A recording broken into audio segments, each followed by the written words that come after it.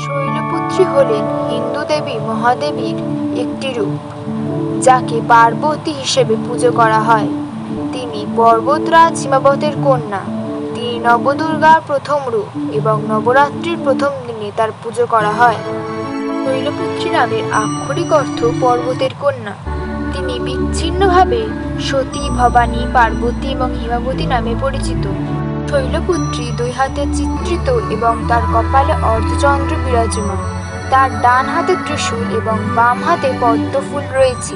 তিনি নন্দী অর্থাৎ ষাঁড়ে আরোহণ করেন। তিনি ব্রহ্মা, বিষ্ণু এবং শিবের শক্তির প্রতীক। পূর্বজন্মে তিনি দক্ষের কন্যা সতী ছিলেন। একবার দক্ষ এক মহান যজ্ঞের আয়োজন করেছিলেন এবং সতীর স্বামী শিবকে আমন্ত্রণ জানাননি। সতী ক্রোধে তবুও ভোজে যোগ দেওয়ার সিদ্ধান্ত নেন।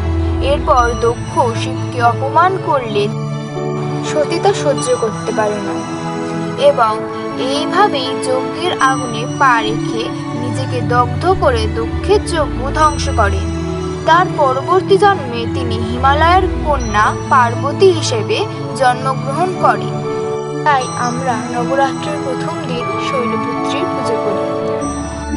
ওম দেবী শৈলপুত্রায় নমঃ।